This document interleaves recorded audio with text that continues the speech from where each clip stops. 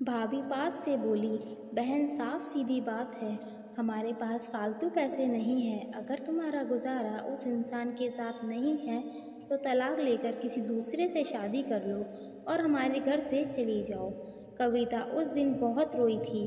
उसे अब लगने लगा था कि मेरा पति सचिन तो मेरे सर का ताज है। सचिन दुबई में बच्चों को याद कर कर रोता था।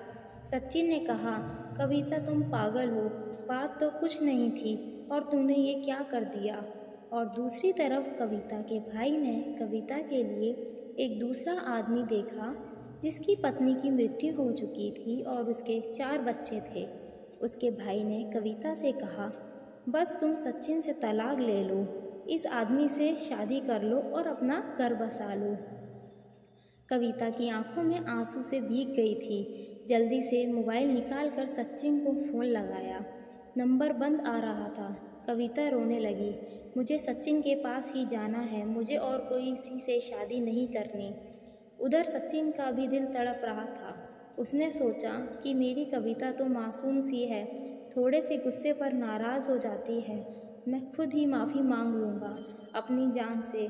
सचिन टिकट कटवा कर हिंदुस्तान वापस आ गया। कविता रो रो कर भगवान से अपने पापों की माफ़ी मांग रही थी कि ऊपर वाले मुझे माफ़ कर दे, मुझे मेरा सचिन वापस कर दो।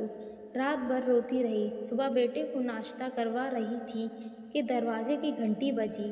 भाभी ने दरवाज़ा खोला। सामने देखा तो सचिन खड़ा हुआ था। कविता की नज़र सचिन पर पड़ी तो हाथ से दूध का कप छूट गया। नंगे पांव दौड़ते हुए जाकर सचिन के सीने से जा लगी और चीख चीख कर रोने लगी और कहने लगी कि सचिन, मैं बहुत प्यार करती हूँ तुमसे। सचिन के पांव पकड़ लिए, माफ़ कर दो मुझे। सचिन ने कविता का माथा चूमा, आंसू साफ किए और बोला कि तुम भी मुझे माफ़ कर दो, मैंने भी गुस्से में कुछ ज़्यादा बोल दिया था। बच्चों को सीने से लगकर सचिन ने बहुत प्यार किया। कविता अपने भाई और भाभी की आंखों में आंखें डालकर गर्व से बोली, मेरा परमेश्वर मेरा हमसफ़र है, आप लोगों का बहुत बहुत धन्यवाद। वो सचिन के साथ अपने घर वापस आ गई।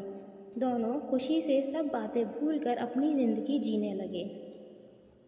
लेकिन वो इस समाज को इतना बता गए कि जज्बात में जुदा हो जाना बहुत आसान है, लेकिन जुदा होकर जीना बहुत मुश्किल है। जो धर्म एक हमसफ़र महसूस कर सकता है वो कोई और नहीं कर सकता।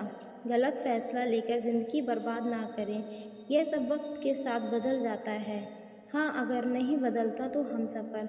अगर कोई नाराज़ है या घमंड में है तो जाओ मना लो, राज़ी कर लो एक दूसरे को, इससे पहले कि फिर देर हो जाए। आजकल छोटी छोटी बातों पर लोग घर तोड़ रहे हैं। अगर थोड़ी बर्दाश्त कर ली जाए तो ऐसे घर उजड़ने से बच जाएगा।